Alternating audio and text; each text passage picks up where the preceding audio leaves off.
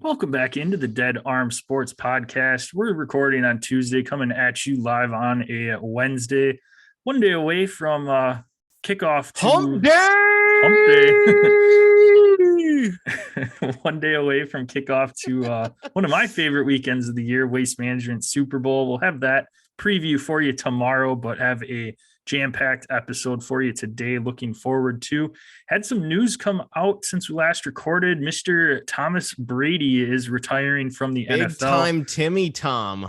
Tommy! Ah. Went on his Instagram live so that way he didn't get his retirement spoiled like he did last year, and said that he's retiring, not coming back at all. So we shall see. Thought the timing was perfectly fitting, Jel, because his retirement came out on the morning of our Wednesday release last week when you said he was going to be going to the 49ers. So we'll see if that holds true. Okay. I still believe that this is possible. 2020, when he retired in 2022, it was on the same day, February 1st, and he came back. I'm still holding out hope for my pick to come true. So hold your horses. Does he confuse February with April and thinks it's April Fool's Day? Is that what his issue's been the last couple of years? But there was speculation about him again this year, possibly jumping into that Fox broadcast booth this upcoming fall, but he did confirm he will not be doing that until 2024. So that you kind of talked a little bit about it, Jelva. Question of the day today. Is this the last we see of Tom Brady in an NFL uniform? San Francisco, that job is wide open. I'm not going to say there's no way that he's done, because chances are he probably is. Like, does he really want to go out like Favre? But what is he going to do for a full year? Is he just going to go out there and, like on IG yesterday, he was posting, I guess he posted some picture of him just in like doing some underwear ad. Like, is he just going to go out there like slamming ass for a year until he wants to join the Fox booth? What is he going to do for a full year? No, he's going to be playing football. I think it's possible. I don't know what else he's going to be out there doing. Is he going to be sitting there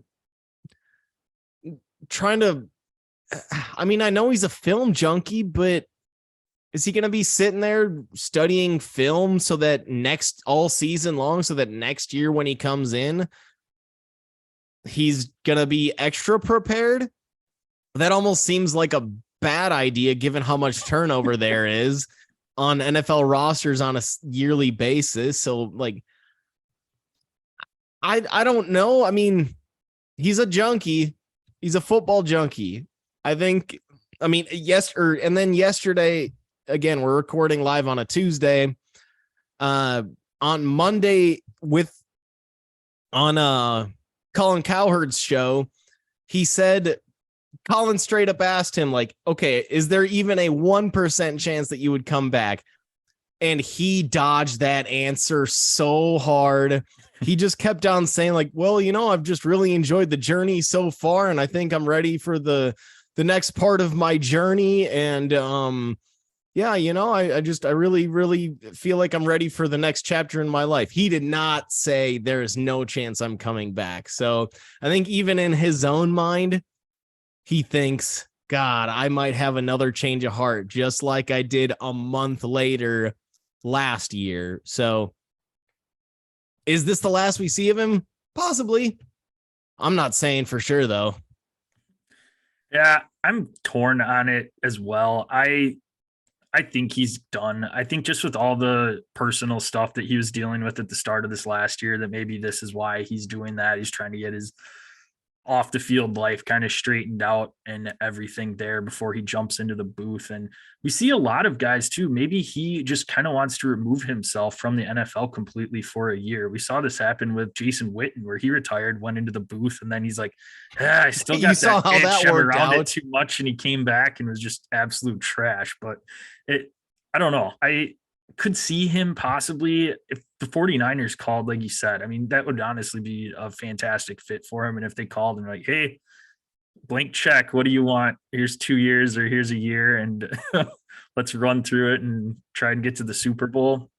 Maybe he jumps at it, but I think this is it. I think with as much crap as he got for coming back and all the stuff last year, I can't see him doing it twice in a row. I mean, that would just be just ridiculous. But it'd be weird for him to then like retire a third time and then go into the booth. People would be like, dude, we're so sick of you already. Like now we have like after all that, you're gonna make us now watch you every single day or every single Sunday. Like it'd be like watching Rodgers or Favre get into the booth. People would just be like, God, enough of you already. Like get out of here. Right. So whatever happened to Jay Cutler in the booth? Like did he just survive that one season and people were like, yeah, this guy's so boring. It must have been. Yeah. He was not great. Are you looking forward to Brady in the booth? I mean, honestly, I think he like when I personally am not. Like I feel like he just when he talks, he just sounds like such a schoolboy. I don't know like what it is. It's just like, and I feel like he's just going to be like too polite. I don't see how he's such a nice guy. Like, I don't know what it's going to be like for him criticizing other players, especially former teammates. I mean, we saw that with Breeze. He literally would, like, when the Saints were on Sunday Night Football, he just straight up said, like, I'm not picking against the Saints. Like, then why are you here? Like, go sit at home. Like, and then that's where he went. That's where he ended up, at home. So I feel like it's going to be, I don't see how it's going to be all that entertaining and all that fun it's just going to be boring. And maybe we'll get some really cool insight into, like, you know, yeah, I could see right away this safety was trying to disguise its coverage or their coverage and blah, blah, blah, and like get into that kind of cool stuff. But I just feel like it's going to be kind of boring. Like you'd almost be better on like NFL Films or something. Yeah, I think they're really going to have a strong play-by-play guy to pair him with in that kind of brings out and meshes really well with him. Because if you just throw him in with anybody, it could be very dry. But I don't know. I'll leave it open for right now. Be open-minded on it because I wasn't really excited to have like Greg Olson when he first started out, but he's grown on me so much and he's turned into one of my favorite color commentary guys. So, and he's very insightful and has some great stories to plug into. So it'll just kind of depend. But yeah, if we have another Drew Brees, that was not a good plan. Fox is not getting their money's worth then.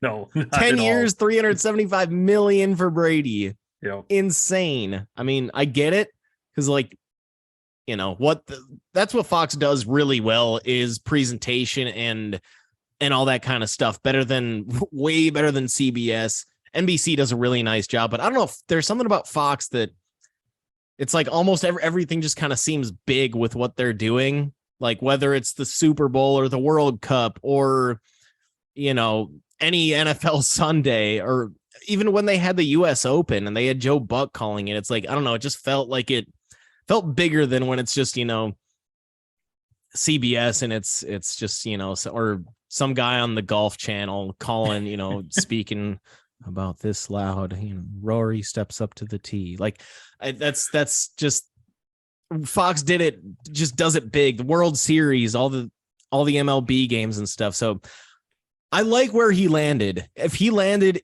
it with CBS and all those old farts over there, I'd be a lot more worried about him being extremely boring, but hopefully Fox can get the most out of him.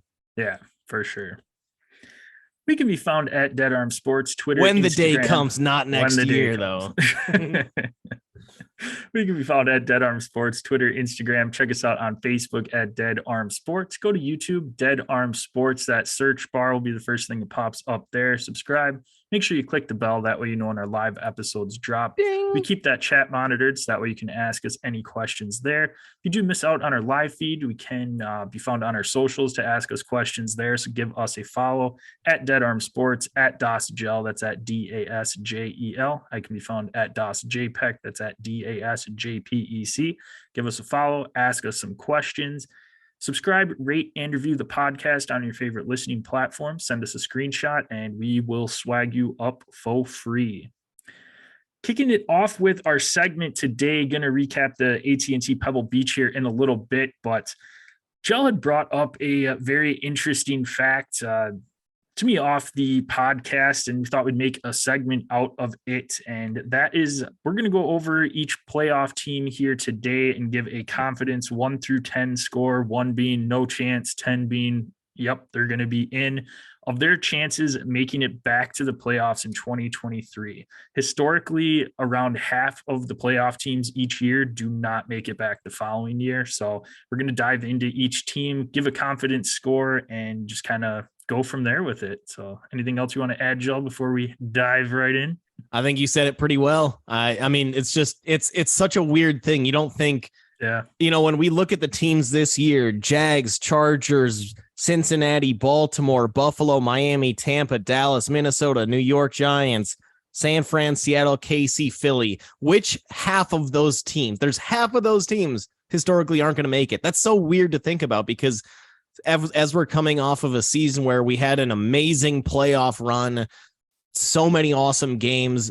Yeah, Philly, San Fran obviously didn't live up to expectations, but going into that game, it's like, okay, these are the two best teams in the NFC. Like, we knew we had the two best teams in the AFC in KC, Cincinnati, and now we've got the 2 1 seeds in the Super Bowl. But half of the teams that made it this year aren't going to make it. It's a weird thing to think about, but historically it's true. So I'm excited to discuss how good do we think each of these teams will fare next year and who's getting the boot out of the playoffs. One team, I'll kick it off here, Jel, that is not getting the boot for me, and that is the AFC representatives in the Super Bowl, the Kansas City Chiefs. I give them a confidence score of a 10. Barring a Mahomes injury, they're in the playoffs. I mean, there's no way. We thought this year might be a year that no more Tyreek Hill. Clyde Edwards-Helaire has been garbage. This team could take a step back, and Patrick Mahomes had one of his better years of his career. More than likely going to be your MVP and leading them to the Super Bowl. So they're, to me, again, unless Mahomes gets hurt and is out for an extended period of time, there's no chance Kansas City's not making it back to the playoffs. Yeah, this is a confidence rating of 10 as well. For me, 10 out of 10, pretty Shocking. Easy. I mean, Mahomes and Reed, possibly the next Brady Belichick, where who knows if it'll last as long. I mean, Andy Reid's 68, I believe. Is that right? 68. He's in his mid to upper 60s. So I can't imagine it's going to last another 15 years like it did with Brady Belichick.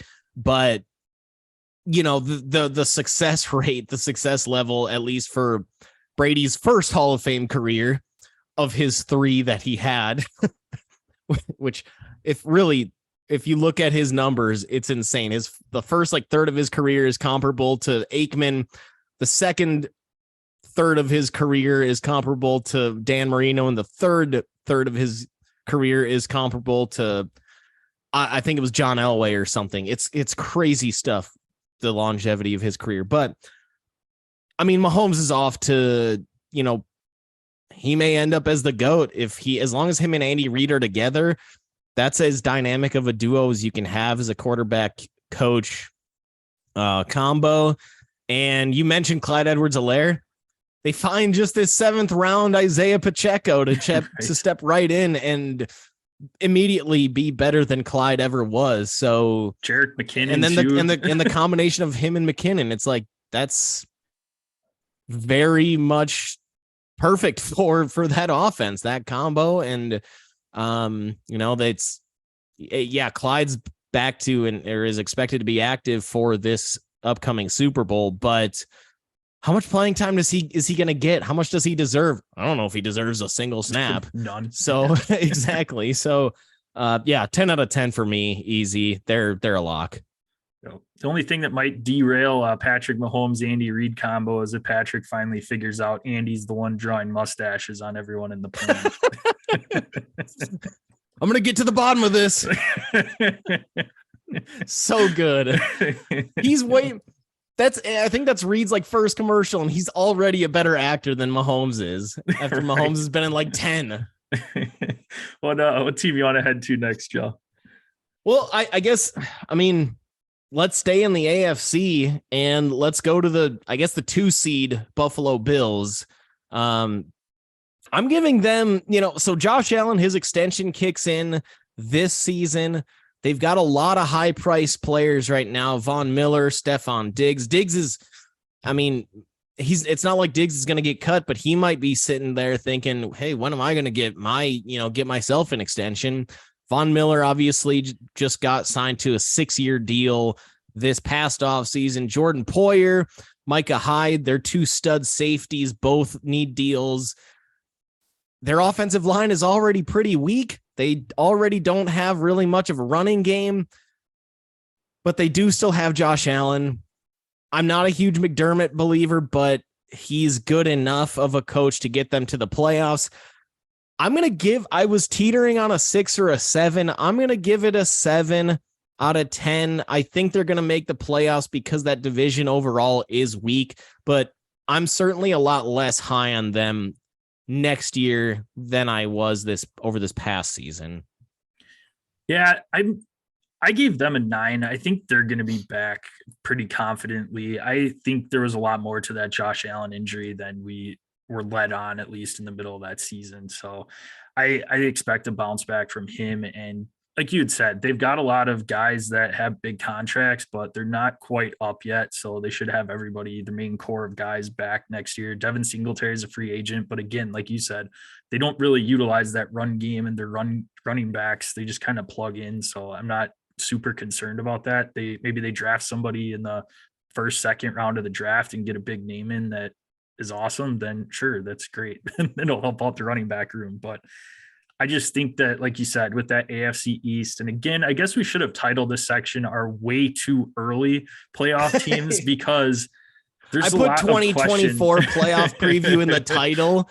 So I think hopefully that covers yes, this is way too early. Yeah. But so we don't know. The Jets are one of the teams rumored to possibly be Aaron Rodgers' destination. Should he come back? We'll talk about him a little bit later on in the show. News from him, but right now, Patriots don't scare me. The Jets don't scare me with their quarterback situation, and we'll get into Miami here in a little bit as well on what I think about them. But I don't see the Bills losing more than maybe 2 of those divisional games, which you lose 2 games in that division, have a 4-2 record. You're probably going to make the playoffs more than likely, unless you just crap the bed against everyone else. So I am pretty confident that we'll see the Buffalo Bills back in the playoffs next year. Let's just go in order, Jel. 3 seed AFC. I guess the theme has begun. I guess we're sticking with it. We're on to Cincinnati. Cincinnati just barely missed out on another Super Bowl berth back-to-back years. Needles pointing up on them. Their core is going to be returning outside of, like you said, we'll see what happens with Joe Mixon. You brought that up last week, and we'll see. Samaje Perine's a free agent as well, so their running back room could franchise tag Perine. Yeah. Joe Mixon had a menacing charge that got dropped over the weekend, so we'll see if anything ever comes from that. So something else to maybe play into his contract this offseason. But AFC North, I expected to get a little bit better, but ultimately I gave Cincinnati an 8. That offense is just too powerful right now. They're going to have most of their guys back. So I'm confident with Cincinnati. We'll see we'll talk Baltimore here in a little bit with Lamar's situation, but I think it'll get a little bit better. I don't know that Cincinnati maybe will be in that 3 seed. Maybe they fall back to a 4 seed, win the division, or minimum a wild card berth. But I expect Cleveland to be a little bit better with a full year under Deshaun Watson, full offseason where he can practice, start off the season playing.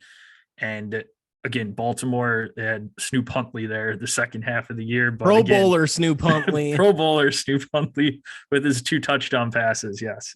But yeah, are you kind of on the same page with me there, Joe? A little discrepancy. What do you think of Cincy? Yeah, I mean, I ultimately am giving it a 9 out of 10 that they're there.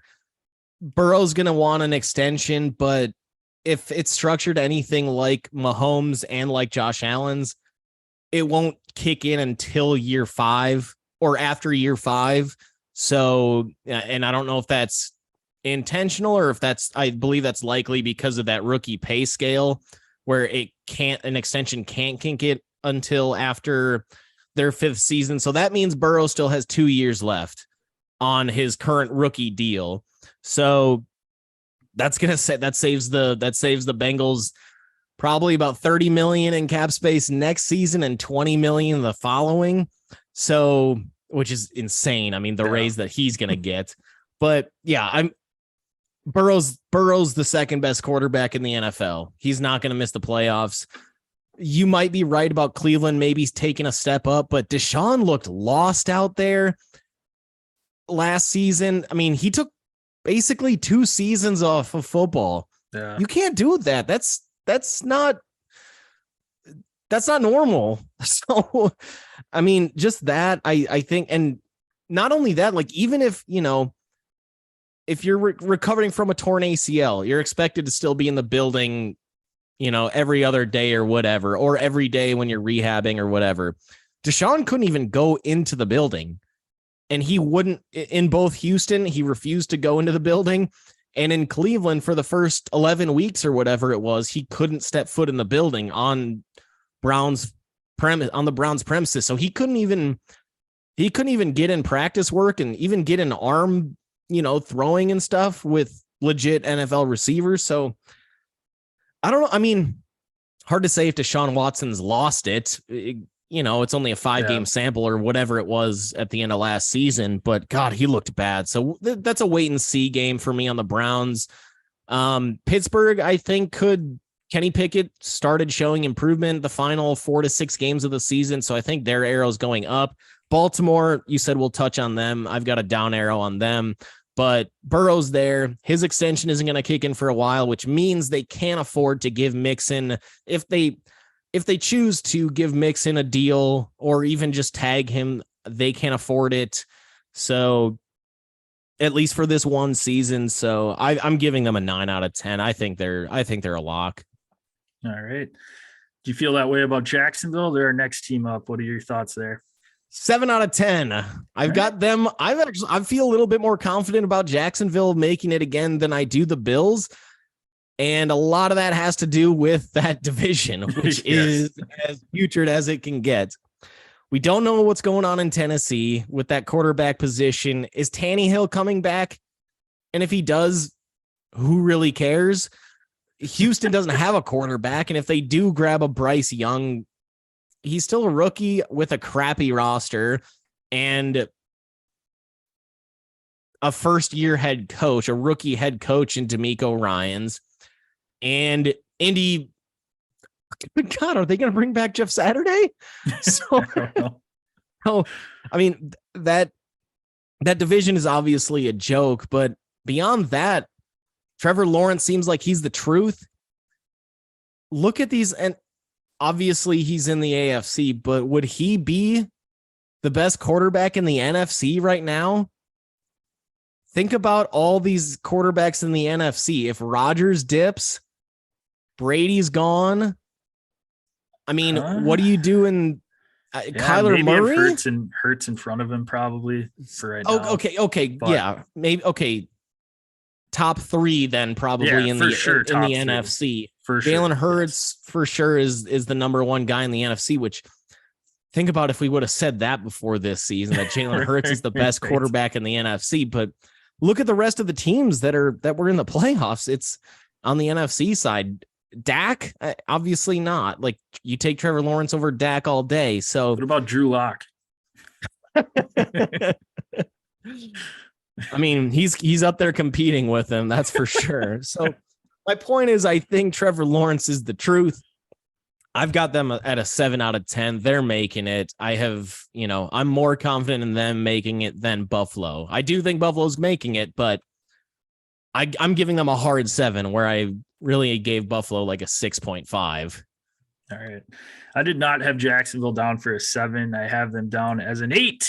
More confident than you, Joe. And yes, that is due to that horrendous division there, that there really isn't any quarterback solidified outside of Trevor Lawrence in that division, like you had touched on. And they had a great year this year with a young team. They're going to be getting just about everyone back. Still have to figure out what they're doing with Evan Ingram, but should bring him back. He was solid this year, had a rejuvenation in his career. But even without Evan Ingram, you get Calvin Ridley. Calvin Ridley is going to be back. We'll see. He had a year off as well for his gambling issue that he had, but I expect him to step in. It was an 8-team parlay. Like, he gambled in a dumb way too. Yeah. Come on, man. But ultimately, I think Jacksonville is going to be good. And yes, they kind of fell into the division title this year due to how bad that division was. But I expect them to be up there competing for maybe not the 1 seed, but competing for that 2-3 seed next year instead of that 4 seed. Unless we see some huge improvement from Tennessee in that quarterback position. Like you said, who cares if it's Tannehill? The Colts, we don't know what old washed up veteran they're going to be bringing in this year. And again, Houston, like you said, even if they get that rookie quarterback, there's still a lot of holes on that team, and they're a few years away from making the playoffs and competing for this division. So I'm very confident in Jacksonville with Trevor Lawrence's leadership, bringing them back to the playoffs next year. This is where I start to dip down a little bit here at the number 5 seed with the Los Angeles Chargers. Kellen Moore is now their offensive coordinator, so that is a little bit better. I think I count that as an upgrade. I mean, Dallas would put up good numbers, at least yardage wise. Now, the problem was Dak would be throwing picks left and right. He missed like 5 games and still tied for the NFL lead in picks. That's insane. With Davis Mills. Good Christ. I was teetering with them between a 5 and a 6. So I think I ended up giving them a 6 just because Justin Herbert had such a down year this year. And I don't think that's who he is. I think you'll see him bounce back next year and take them back into the playoffs.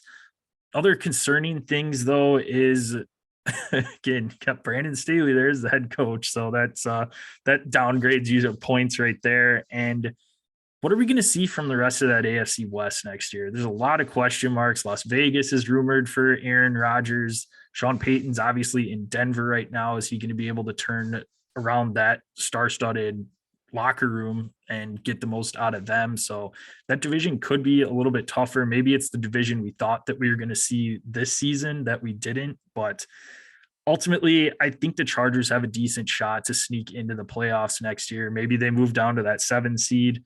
I don't know. I think this is where it starts to get a little bit dicey for me, but I think of some of these other teams, I think I'm a little bit more confident in them coming back. So that's ultimately why I put them down as a 6. Yeah, I went with the 6 as well out of 10, that I think that they will make it with little confidence, but I think that they can do it. I mean, the talent is obvious everywhere. I mean, both sides of the ball. Keenan Allen, let's see if he can stay healthy. He managed to stay healthy for 2 full seasons. There's up until last year. Rumors on him too that he may be a cap casualty as well. So we'll see what that looks like. If he is, that would be a huge that would be a massive deal, because move Mike Evans to the 1, and we haven't seen Josh Palmer really prove himself to be able to be a number 2 receiver. So that Mike Williams, I don't think so. And I don't think Mike Williams is a 1. They paid him like 1 though. They sure did. that would have me downgrade them a little bit. But still, Austin Eckler, I mean, it's still a good team. Rashawn Slater's going to come back off of his season-long injury to help with that offensive line. Defensively, Joey Bosa, Khalil Mack is still there. Derwin James, JC Jackson, you got a couple other corners there. So the talent there is obvious, but you can't, I don't need to go on a Brandon Staley rant. I've already done like 5 of those just That's this a weekly postseason. segment. But I mean, he's going to figure out a way to screw things up more than likely. I have a feeling Kellen Moore is in a pretty good spot where if the offense is good this season, but Brandon Staley just continues to screw the pooch, we might be looking at Kellen Moore just getting an internal promotion after next season. Yeah. Jumping from that OC to the head coach spot, because there were talks before McCarthy came in that Kellen Moore was a hot candidate to be either the Cowboys head coach or an outside, for one of the teams on the outside as their head coach. So I think that, if the offense is great, then, and we stop seeing Herbert throwing picks and we see that, some just general consistency out of that offense, which was missing this past season, Kellen Moore may be able to jump either into that head coaching spot or another one after next season. But also can't discount the fact that the Chargers are cursed, like straight up. Yeah. They whether it's, and I don't know why, it could be the fact that they're paying a $1 per year rent on SoFi Stadium that goes directly into Stan Kroenke's wallet from their cheap ass owner. It could be, it could be any number of things, but it seems like we're working on 2 decades of this Chargers teams that they always seem like they're really talented, going back to even when Drew Brees was there, and they just, for some reason, can't get it done. So I'm going to put a 6 there. I guess I'm closer to where you're at in that 5.5, 5 to 6, almost like a 5.5 out of 10. I want to believe in them, but they make it so hard. So, I know. But the talent is obvious. So that's why I have to, give them a little bit of love. You mentioned the needle was down on Baltimore. What ultimately number did you give them for your confidence, and why? A big old fat deuce. Ooh, okay. I think Lamar's gone. I think I don't know how he's gonna come back to that team. I really don't. The way that that's an injury that you could play through, that sprained PCL. It's not, from what I heard from Jay Glazer, it's an injury that doesn't, and this was on some other podcast, not ours, obviously. That would have been nice. Did I miss that one? Was I sleeping? Solo pod, buddy. Didn't let you know. On another pod, though, he was talking about that injury, and Jay Glazer's not only been an NFL reporter for one of the top NFL reporters in a while when it comes to getting not just the Adam Schefter, free agency trade type of scoops, but kind of does more of the digging deeper type of scoops, and then does his big reveals on the NFL Sunday pregame shows on Fox. He was talking about this Lamar Jackson PCL injury, basically saying it's just a pain tolerance thing. It's not going to get any worse. I get it from Lamar's perspective, why I wouldn't want to play on that either, because, hey, I'm making peanuts compared to what I could be making. But I think that rubs the entire organization the wrong way. And we know from their past, the Ravens past, the way that organization runs, they're very principled. They're not out here overpaying people. They held their ground very, very hard on Joe Flacco until he won a Super Bowl. And then they're like, okay, we'll give you your 5-year, $125 million deal, which at the time was either top of the market or right up at the top of the market for Joe Flacco. I don't think that this is going to be a time when they're going to cave, especially and Lamar doesn't have an agent. His mom is his agent. We see how emotional Lamar is in the way that he plays. If he makes a shitty play or if a teammate makes a shitty play, he gets all pissed off. I don't see him being a very happy camper here. And he knows that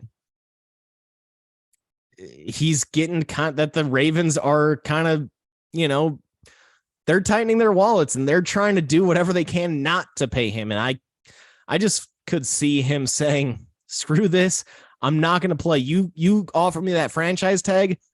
I don't have to sign it. At that point, I don't know the contractual dealings behind that. If he is just ineligible to sign with another team that year and then gets paid nothing and then can move on to another team after that. I think that's how that works. Yeah, we saw that situation pop up with Lev Bell when he was with Pittsburgh, where he was under contract and he just kept getting fined each game. And then he sat out the whole season and then he was done. But the problem with Lamar is he can get tagged 2 years in a row now. So he's not on that last one. So but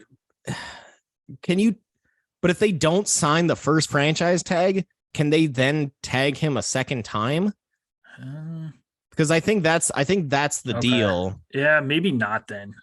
I'll have to look into that to see, because that could be the case. But either way, minimum 1 season he'd be having to sit out and getting paid nothing, which that's not good for anybody's pocketbook. I mean, and he, the franchise tag, he'd be making around $40 million, but I don't know. Nobody seems happy in this relationship. And that's why I think Lamar's out. And hopefully they find a better option than Snoop Huntley. You've got Derek Carr out there. You've got Jimmy G out there. But Lamar, this entire offense is built around Lamar and his mobility. They'd have to really change up that entire offense to fit somebody outside of Lamar and that entire personnel group. If you run out there a Derek Carr, a Jimmy G with those quote unquote weapons on the Ravens offense, which are extremely limited and injury prone, you're not going to have a good time. So if I don't see Lamar coming back, and therefore I think that Baltimore is screwed.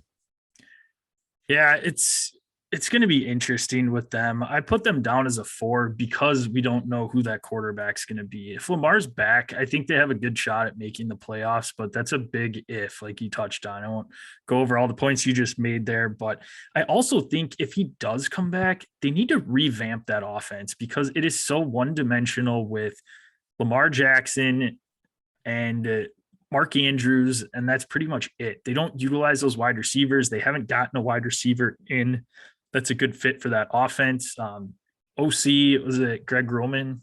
It is Greg Roman, but they do have a new offensive coordinator. Greg Roman got let go. He's gone, yes. So they will have a new offense this year. I couldn't remember if it was Greg Roman, but so we'll see what that looks like. And again, though, who's the quarterback? Is it Lamar or what do they? Who's the offensive coordinator? They don't have one right now either. Yeah, they probably can't get somebody to sign on without knowing the future of Lamar. Yeah. And at that point in time, if somebody is going to sign on, it's somebody that probably was a positional coach that is looking for his first gig as OC and doesn't really care and just kind of wants to move up the ladder. But you're not going to get a well-known offensive coordinator to come in that doesn't know if he's the one that gets to work with Lamar Jackson or if he's working with Snoop Huntley and company next year. So, Pro Bowler Snoop Huntley. Yes. Gosh, I keep forgetting about that. How? I don't know. But yeah, ultimately I have a 4 for Baltimore. So I've got them under a 50% chance, at least for my confidence right now. Lastly, but not least in the AFC, we have the Miami Dolphins, who I put down as a 3. I like their pieces on offense, but again, like we're mentioning with a lot of these teams, what is this quarterback situation looking like? They had Teddy Two Gloves there for a little bit with Tua, but such a great Tua. Teddy 2 yards. 2 yards. Teddy Two Glove 2 yards. But what I guess ultimately is Tua's condition. Is Tua going to be able to play?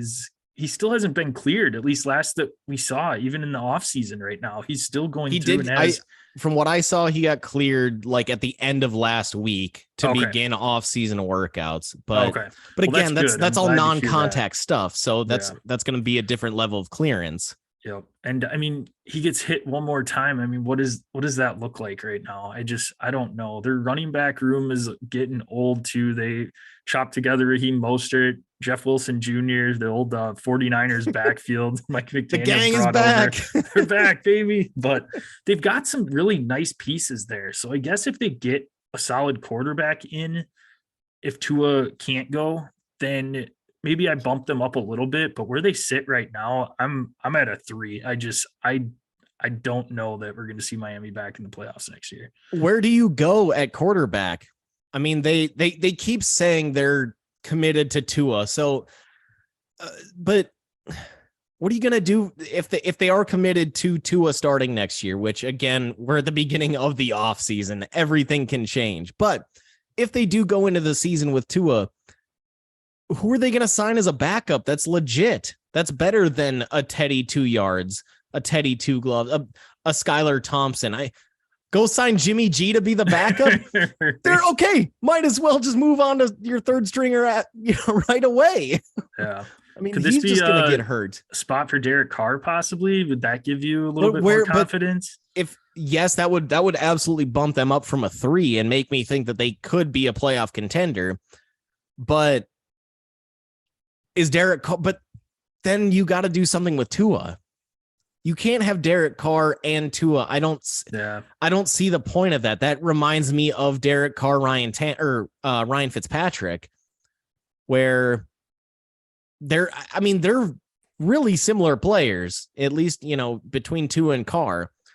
What do you do there? So is Derek Carr going to sign with them if he gets cut? He has a no trade clause as well. Yeah. So it's not, if they traded him to Miami, he could just say, no, I'm not going there to be a backup. So I've got them as a 3 as well. And I just wrote down, can't count on Tua.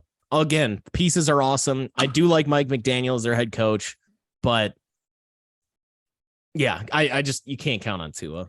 Speaking of Derek Carr, just got a sleeper update that the Saints invited quarterback Derek Carr for a visit, and the Raiders okayed it. So they kind of gave him a little leash to go out and kind of pursue a trade. So that way, since he does have that no trade clause, they're essentially like, well, you go find a trade for us if you want and trade partner. So just too bad Sean Payton already signed with Denver. Right? God, I'd rather quarterback Derek Carr than Russ. Right. Speaking of Saints, we're going to move over into the NFC. Won't be talking about them as they didn't make the playoffs, but we'll be talking about the number 1 seed and Super Bowl representative Philadelphia Eagles. Got them as a 9. I just don't really see them not making the playoffs either. I didn't want to put down a full-on 10 just because Jalen Hurts, this is his first season that he's just absolutely been a superstar. Saw a showing from it last year, but I ultimately think he's going to be fine. He'll get them back to the playoffs. That's another division that has a lot of question marks as well, but they should ultimately be that best team in the NFC East and should be a playoff contender for the next foreseeable future. I mean, Nick Sirianni's done just an unbelievable job since he's come in. And like I said, Jalen Hurts has taken a step forward, coming from a 3rd round quarterback into a quarterback that a lot of teams, 2nd round. Okay. That a lot of teams would love to have under center for them. Yeah. I mean, Jalen Hurts is the reason why they're here. And it sounds like they're looking at giving him what I read was, quote, a mega extension. I don't know what that means. I mean, every quarterback extension at this point counts as a mega extension. I heard rumors that Daniel Jones is looking for 30 to 35 million. So make me vomit. We'll get to the Giants, but I'm giving them an 8. I think that they'll be there. I absolutely expect them to make the playoffs, to win that division again, but there's always that chance of the Super Bowl hangover. Mm-hmm. We've seen it where a lot of the Super Bowl losers don't make it the next year. And we saw it this past season with the Rams, who won it last year, were atrocious. This Eagles team kind of mirrors that Rams team where it's a ton of veterans making a lot of money. I mean, Jason Kelce, he's the best center in the league, but he's not a young pup anymore. I mean, not AJ Brown. Dallas Goedert. He's struggled with injuries in the past. Devonta Smith. Yeah, he doesn't take a lot of big hits, but he's also like 5'6". Like he's, it takes one injury there, and they don't have a lot of wide receiver depth. Hassan Reddick, kind of a one-hit wonder. Yes, he was a first-round pick, but this is the first season where we've really seen him pop. Fletcher Cox, this might be his last season. This could be his kind of swan song. Lane Johnson's coming off that big injury. He's going to have to rehab that in the offseason. He's playing right now with a tear in his quad. Like, the guy's psychotic for him to be performing like this, but he's going to have to rehab that. Or he might say, I got my ring. I got my second ring. Or shit, I was that close to my second ring. It's not worth it anymore. I'm out. He was drafted a decade ago, back in 2013. Of course, I was looking at the 2013 NFL draft this morning for no good reason. Yeah, take a look at that draft. It is pathetic. But I just, there's always the worry of this Super Bowl hangover. I still give it an 8 because I think Sirianni's legit and Jalen Hurts is legit, but there's always that Super Bowl hangover chance. And the reason I'm not putting the Chiefs in that Super Bowl hangover conversation, not even close to touching that conversation with them, is because they have the best quarterback and coach in the NFL. So, but I can't say that about Hurts. I can't say that about Sirianni. I think this is possible. We saw the Eagles fall off after they won their last Super Bowl back in 2017. It's possible it happens again. So 8 out of 10.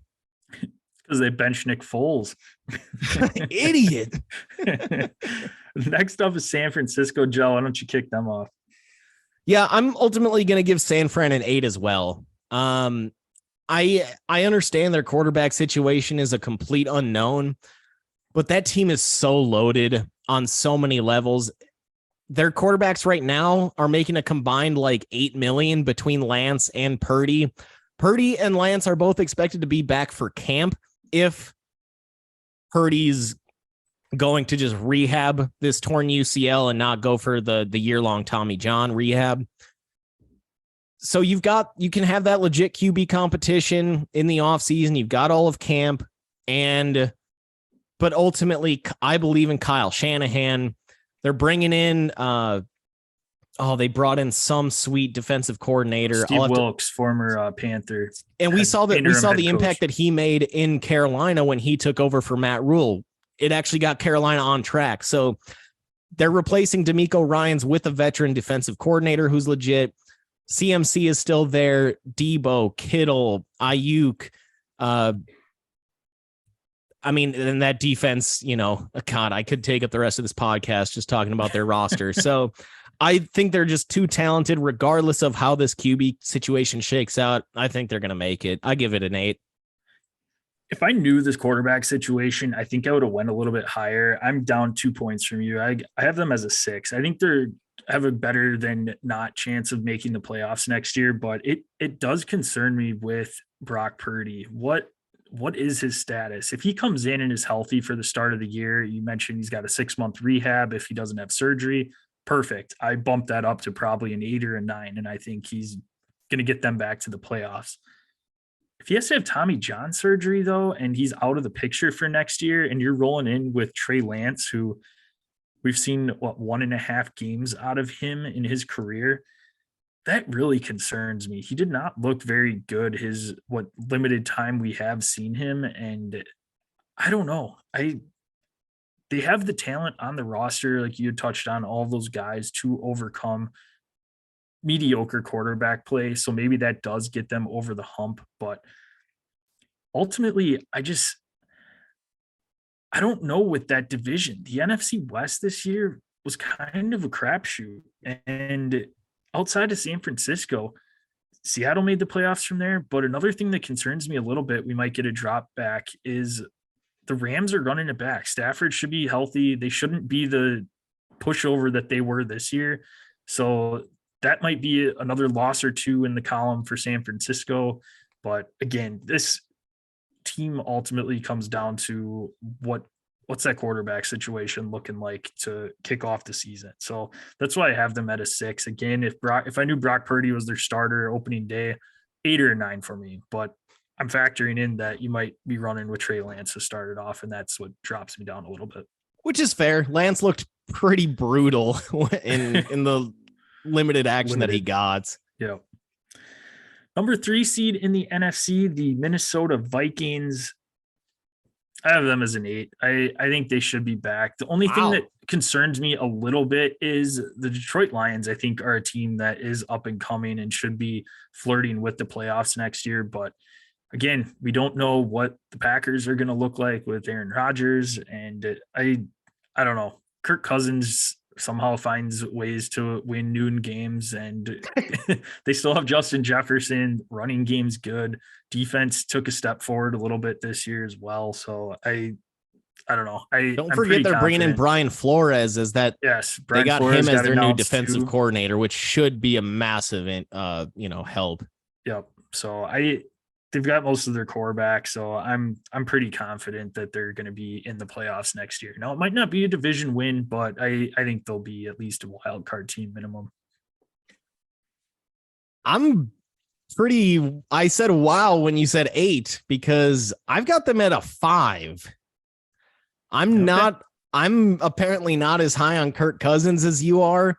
I'm not high on him, but he's been getting it done. Hey, you said enough noon games. Well, hey, they're now moving into a first place schedule where you might be looking at a lot more of those 3:15, 7:20 Monday night, Thursday night type of games. And we know how Kirk plays in those games. So I went with a 5 out of 10. Okay. And another reason behind that, they went 11-0 in 1-score games this season. Yeah.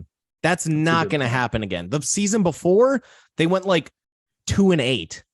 So a lot of times it kind of, it's going to meet in the middle, and maybe instead of going 11-0 in those games next year, they go 6-5 or they go 7-4. And at that point, you're looking at a, close to 500 team.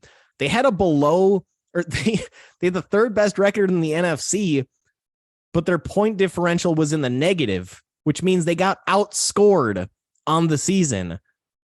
They just happened to win these 11 1-score games. Kirk Cousins isn't going to go blow anybody out. So that 11 1-score game number is not going to increase. You're going to be still looking at a number of 1-score games next year. I think they end up losing 4 or 5 of those. And that's when you're talking about being in, on the bubble or fighting for a wild card spot. They could make a wild card spot. They probably should make a wild card spot, but Dalvin Cook is getting older. Does Justin Jefferson want a new contract? That's got, maybe that messes with, maybe you have to make some additional cuts on the defense or on the offensive line. Again, Dalvin didn't have the same year. He was not as explosive this past season as he had been in the past. Do they hand that whole backfield over to Alexander Mattison, who looked good as the number 2 back, but when Dalvin's been out in the past, Madison's never really taken the reins and shown that he can be a number 1 workhorse type of back. So 5 out of 10. I just don't see them going 11-0 in 1-score games again. I see 4 or 5 additional losses right there. Yeah, no, that's really hard to do. And let's talk about the team that we kicked off the top of the show with, their former quarterback, Tom Brady, announcing his retirement. Why don't you tell me, Joe, why they're not going to make the playoffs next year? Guess my number. 1. 1 out of 10. Don't have a quarterback. Earlier today, Todd Bowles or maybe it was the day before, Todd Bowles was talking up Kyle Trask and saying that he could be ready to take the reins as the starting quarterback. I'm sure. So if that's the plan, let's just forfeit the season at that point. So I give them a 1 out of 10. They shouldn't have made it this year. They were below 500 and just made it in this crappy division. Carolina was fighting right there. They were fighting for that spot, and they probably would have won that division if Matt Rule hadn't been coaching the team at all this season, and if it was just Steve Wilkes from the top. So I see I see no chance that Tampa makes, even if they do go get a Jimmy G type of, some sort of bridge quarterback, 5-6 wins max, not making the playoffs. Yeah, I put them down as a 2. I gave them just a little bit more than no shot just because of how bad that division is. Someone has to win it. And right now it's a coin flip because there isn't a competent quarterback in that entire division right now. So if Derek Carr, you mentioned Derek Carr met with the Saints or can meet with the Saints. If he goes to any of those 4 teams, they're the favorite. That's who wins the division. Right now. Correct. Yeah. That's insane. That's Derek Carr was the worst viewed as the worst quarterback in the AFC West, got benched. If he jumps to any of those 4 teams, they're the new favorites for this division. It's crazy. Yep. But that's ultimately, I don't see them in the playoffs next year, but gave them just a little shot just because there's no one in that division that stands out right now. So, hey, got a 25% shot in my book. So that's worth the 2. Good luck with that. Speaking of deuces, let's talk about the New York Giants because that's where I have them right now as well. I think you missed. You skipping a team, buddy. Oh, I did. All right. We'll jump numero back up cinco to, seed. I'll jump cinco. in real quick, I guess. I mean, I'm giving them a 7 to make it. I think they'll make the playoffs and lose again before the NFC Championship game. You can't expect Dak to make an NFC Championship game. I just don't. We've seen McCarthy do it, but he had Rodgers in Rodgers' prime. I don't see any hope for this team advancing any further beyond where they have over the last couple of years. So NFC Championship game, that streak of, I believe they're going on 25 or 26 years now. Tack another one on for they're not going to make the NFC title game next year, but I think they'll make the playoffs. 7 out of 10. I also have them as a 7 out of 10. Good team, good defense, but I put down Mike McCarthy's calling the plays, and I think they're taking a step back from Kellen Moore going with Mike McCarthy, and that could ultimately backfire on them. But again, that roster, I think, is just too talented not to make the playoffs, and it would take Dak going out for a good chunk of the season for them not to make the playoffs. But like you said, I think they're sneak in with the wild card behind the Eagles and lose the first game, or maybe win one and then lose the next one like they did this year. But that's pretty much their ceiling right now for me. All right, let's move into the Giants here, staying in that same division as the 6th seed in the NFC East. Who you got? Or, well, I guess not who, but what you got? Spoiler alert, Deuce. So I had skipped over Dallas, went from Tampa with the 2 and New York Giants. There's with the where 2, you were going for the transition. Correct. Yeah. Sorry for cutting you off there. No, you're good because I did forget about Dallas there. I was so excited to talk about the New York Giants. I just skipped over Dallas, but their defense is solid, but I think the biggest question mark for me is who is Daniel Jones? Is he the quarterback we've seen for a good chunk of his career, or one that we saw flash at times this past season? And also, the Giants last year played with a bottom of the division schedule, and they're going to be moving up a little bit, and we'll have a little bit of a better schedule this upcoming season. So that could ultimately do them in. And Washington's still a question mark, so I'm not ready to say, Washington's going to jump them in the division, but I don't know. Possible. They could, but we don't know. But we don't know their quarterback situation either. We don't know Washington's quarterback situation. We don't know if Daniel Jones is even going to be back with the Giants. Maybe they move on from him. So I think right now there's just too many question marks for me, and they had a pretty nice schedule to start off the season, which reflected with their record, and then they got into a little bit tougher games and had a hard time winning some of them down the stretch. So I think they take a step back this year, and I don't see them in the playoffs next year. Yeah, I gave him a 4 out of 10, and that's pretty much just because of Brian Daboll. I also wrote down, will it be Danny Dimes or will it be Danny Loose Change?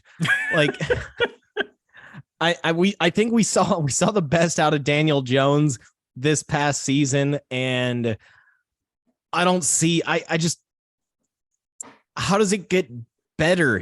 That was year 4. Yeah, that was year 4.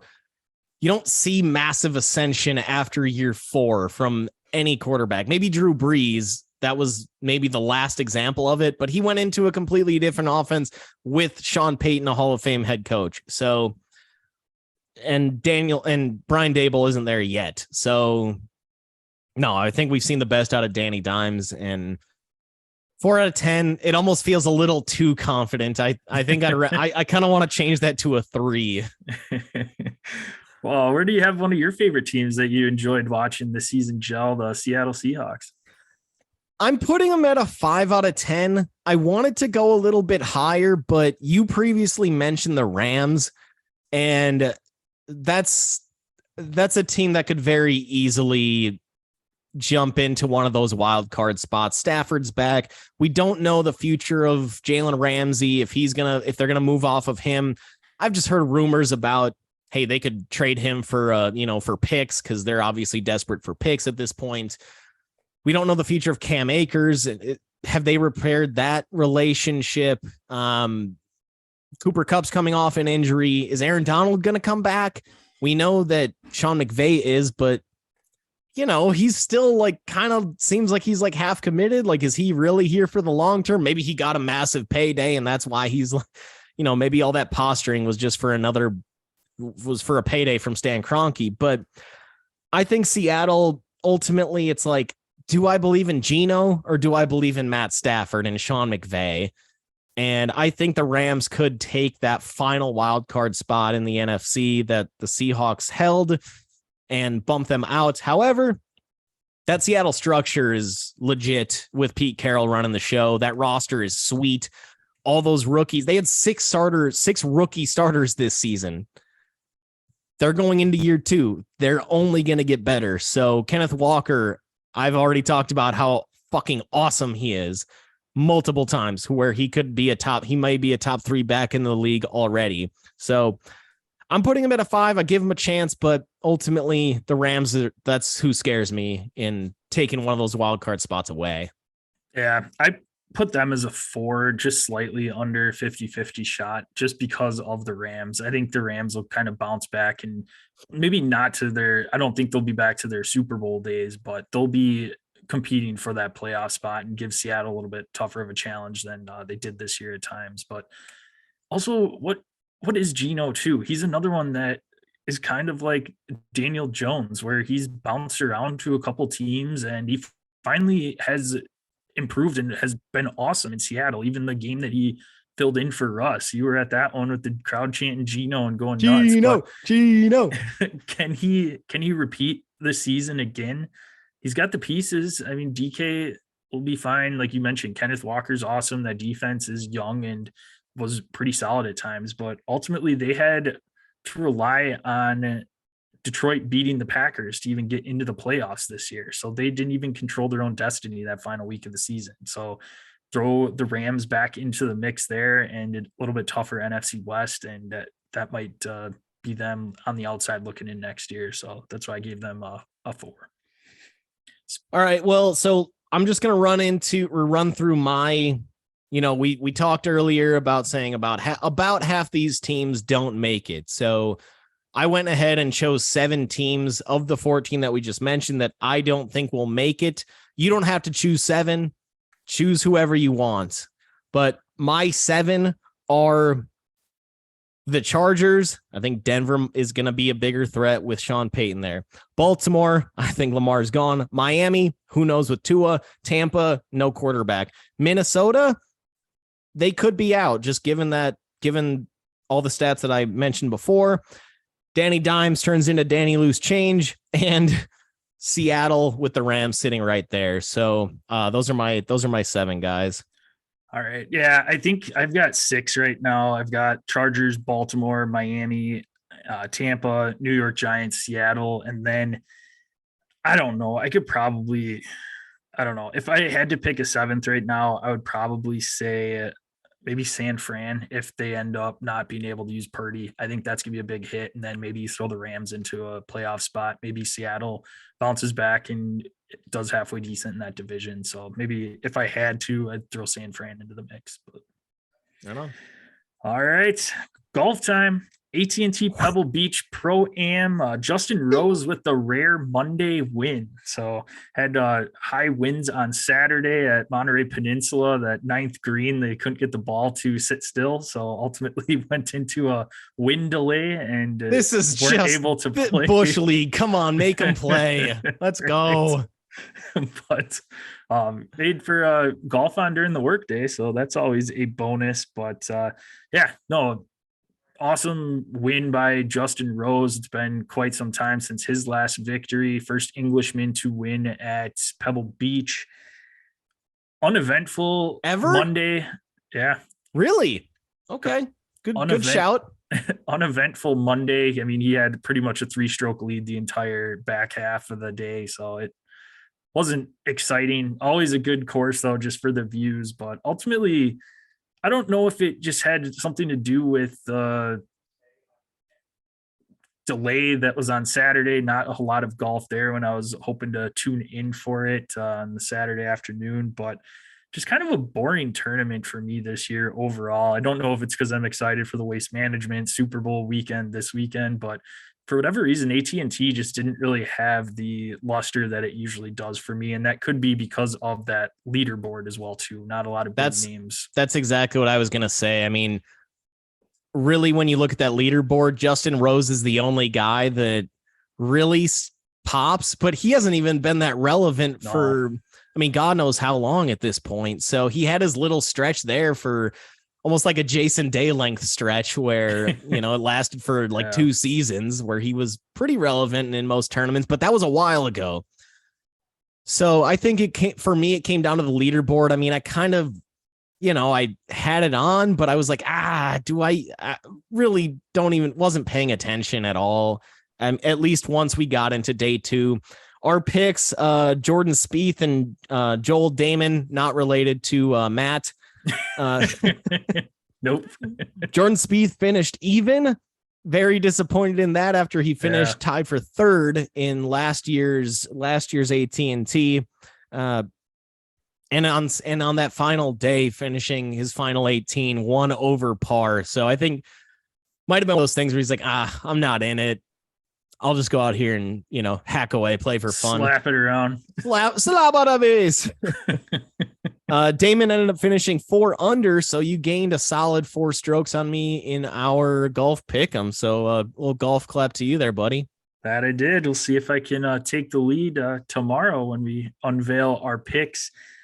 Wanted to bring up one last thing here. Aaron Rodgers ended up winning the Pro-Am portion of this and got called out by Josh Allen afterwards for his handicap. And apparently Aaron Rodgers got 10 strokes as a 3 handicap.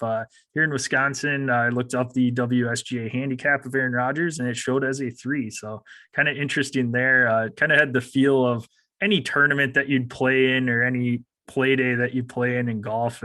Everybody's talking about, the winning team sandbagging and all of that. But was that ultimately more controversy from Rodgers? Was that do you think that was out of fun or was Josh Allen actually pissed?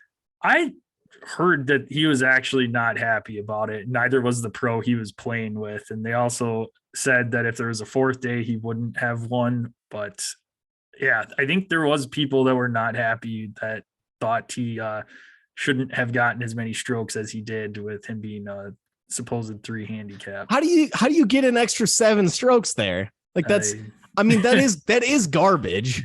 Yeah.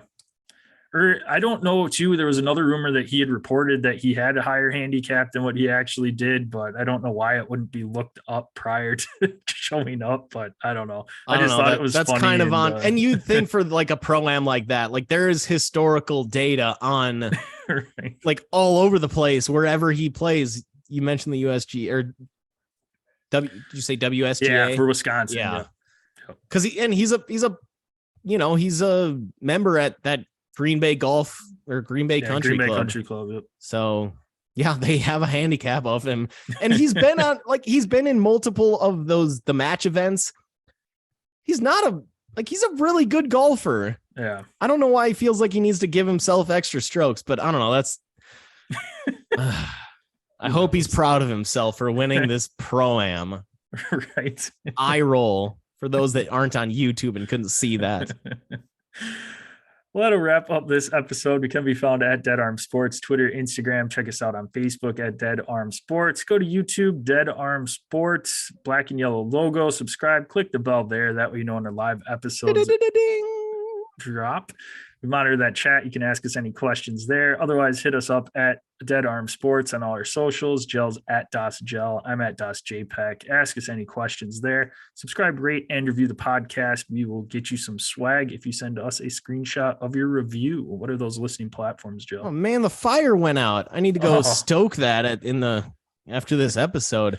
Find us on Apple Podcasts, Spotify, iHeartRadio, and Google Pods. Make sure to subscribe, rate, and review to whatever your chosen listening platform is. Also, YouTube, hit that subscribe button and that bell to get notifications whenever we go live, whenever we put out brand new content. That chat box is wide open on our live episodes. So whenever you are able to join us live, we are monitoring that box, and we'll always be out here checking that out, answering your questions. All right. Appreciate everyone out there listening. Have a fun episode for you tomorrow. Going to have our Super Bowl preview along with Jill and I going back and forth with some prop bets. So we'll have that for you. Our final Drew Locks of the season, playoff edition. Drew. And of course, preview the Waste Management Phoenix Open. So excited for that show. And Jill, close her out. What do you call a man with a rubber toe? Roberto.